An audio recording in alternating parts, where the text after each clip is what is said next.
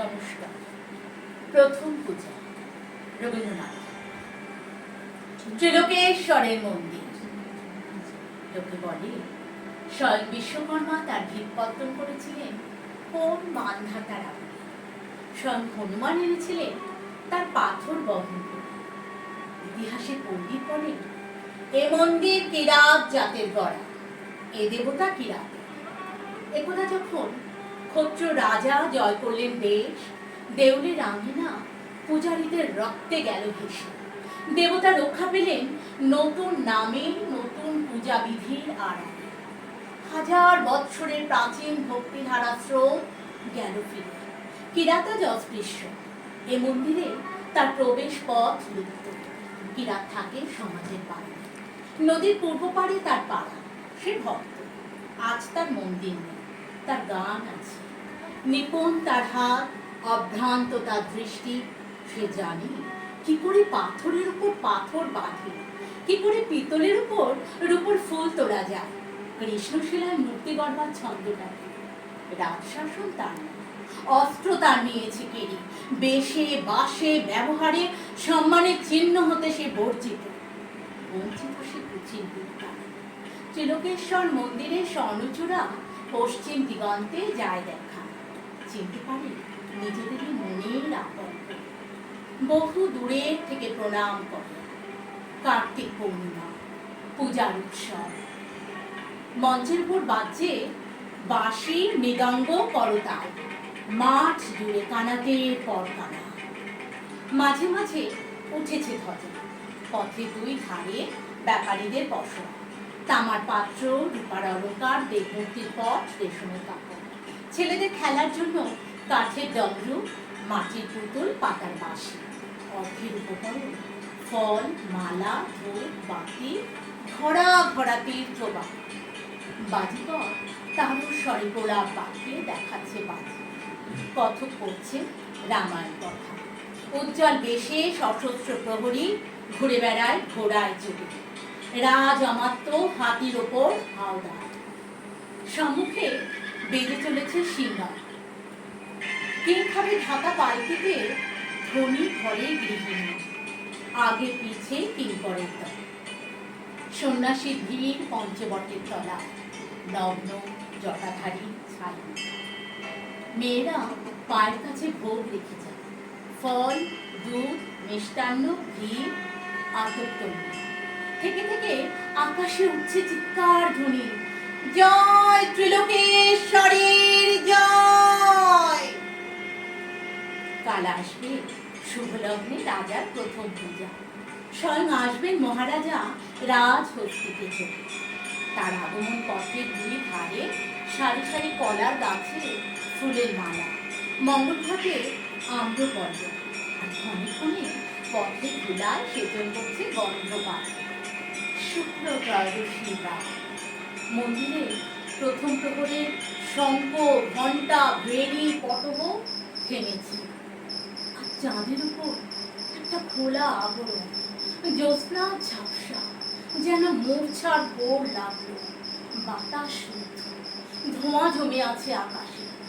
গাছপালাগুলো শঙ্কায় আড়ষ্ট। কুকুরগুলো অকারণ আর্তনাদ করছে।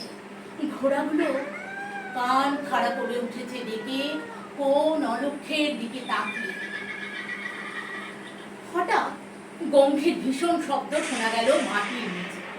পাতালের দানবেরা যেন রণদামামা বাজিয়ে দিল। গুরু গুরু গুরু গুরু গুরু গুরু। মন্দিরের শঙ্খ ঘণ্টা বাজতে লাগলো প্রবল শব্দে। হাতি বাঁধা ছিল, তারা বন্ধন ছেড়ে গর্জন করতে করতে ছুটলো চারদিকে। যেন ঘূর্ণিঝড়ের মেঘ। তুফান উঠলো মাটিতে। ছুটলো উট, মহিষ, গরু, ছাগল, ভেড়া ঊর্ধ্বশ্বাসে পালে পালে। হাজার হাজার দিশাহারা লোক আর্তস্বরে ছুটে বেড়ায়। চোখে তাদের ধাঁধা লাগে। আত্মপরের ভেদ হারিয়ে কে কাকে দেয় দোলে। মাটি ফেটে ফেটে ওঠে ধোঁয়া, ওঠে গরম জল। ভীম সরোবরের দিঘি বালির নিচে গেল শুষে। মন্দিরের চূড়ায় বাঁধা বড় ঘণ্টা দুলতে দুলতে বাজতে লাগলো, ঠং ঠং ঠং।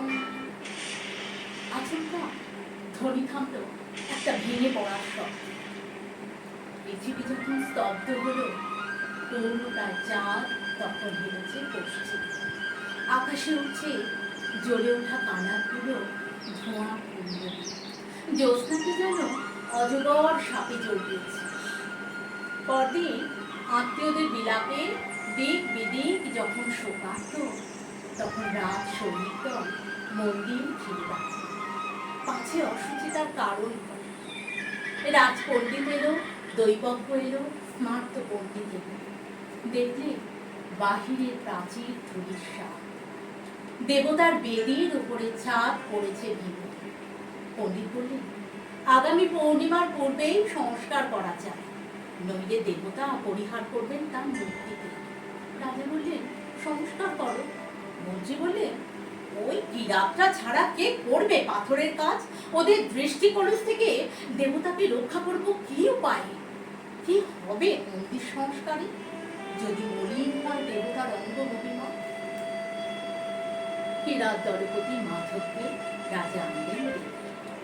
বৃদ্ধ মাধব শুক্ল কেশের উপর নির্মল সাদা চাদর জড়ানো, পরিধানে পীতধর, তাম্র বর্ণ দেহ, কোটি পর্যন্ত অনাবৃত, দুই চক্ষু সকল নম্রতায় পূর্ণ। সাবধানে রাজার পায়ের কাছে রাখলে একমুঠো কুন্দ ফুল, প্রণাম করলে স্পর্শ বাঁচে। রাজা বললেন, তোমরা না হলে দেবালয় সংস্কার হয় না, আমাদের পরে দেবতার ওই কৃপা। এই বলে মাধব দেবতার উদ্দেশ্যে প্রণাম জানান। নৃপতি নৃসিংহ রায় বললেন, চোখ বেঁধে কাজ করা যায়, দেবমূর্তির ওপর দৃষ্টি না পড়ে, পারবে? মাধব বললেন, অন্তরে দৃষ্টি দিয়ে কাজ করিয়ে নেবেন অন্তর্যামী। যতক্ষণ কাজ চলবে চোখ খুলবে না। বাহিরে কাজ করে কিরাতের দল, মন্দিরের ভিতরে কাজ করে মাধব। তার দুই চক্ষু পাকে পাকে কালো কাপড়ে বাঁধা, দিন রাত সে মন্দিরের বাইরে যায় না। ধ্যান করে, গান গায়, আর তার আঙুল চলতে থাকে। মন্ত্রী এসে বলে, তড়া করো, তড়া করো, তিথির পর তিথি যায়, কবে লগ্ন হবে উত্তীর্ণ। মাধব জোর হাতে বলে, যার কাজ তারই নিজের আছে তারা, আমি তো উপলক্ষ। অমাবস্যা পার হয়ে শুক্লপক্ষ এলো। অন্ধ মাধব আঙুলে স্পর্শ দিয়ে পাথরের সাথে কথা কয়। পাথরটা সাড়া দিতে থাকে। কাছে দাঁড়িয়ে থাকে প্রহরী, পাছে মাধব চোখের বাঁধন খোলে। পণ্ডিত এসে বললেন, একাদশী রাত্রে প্রথম পূজার শুভক্ষণ, কাজ কি শেষ হবে তার পূর্বে? মাধব প্রণাম করে বললেন, আমি কি যে উত্তর দেব? কৃপা যখন হবে সংবাদ পাঠাবো যথাসময়ে। তার আগে এলে ব্যাঘাত হবে, বিলম্ব ঘটবে। ষষ্ঠী গেল, সপ্তমীতে মন্দিরের দ্বার দিয়ে চাঁদের আলো এসে পড়ে মাধবের শুক্ল দেশে। সূর্য অস্ত গেল, পাণ্ডুর আকাশে একাদশীর চাঁদ। মাধব দীর্ঘশ্বাস ফেলে বললেন, যা প্রহরী, সংবাদ দিয়ে এসো, মাধবের কাজ শেষ হলো আজ, লগ্ন যেন বয়ে না যায়। প্রহরী গেল। মাধব খুলে ফেলে তার চোখে বন্ধ। মুক্ত দ্বার দিয়ে একাদশী চাঁদের পূর্ণ আলো এসে পড়ে দেবতার মুখে। মাধব হাঁটু পেরে বসল, দুই হাত জোর করে।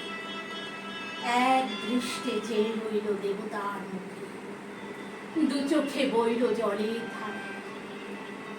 আজ 1000 বছরের ক্ষুদিত দেখা, দেবতার সঙ্গে ভক্তের। রাজা প্রবেশ করলেন মন্দিরে। তখন মাধবের মাথা নত, বেদে মরে। মুহূর্তে রাজার তলোয়ারে ছিন্ন হলো সেই মাথা।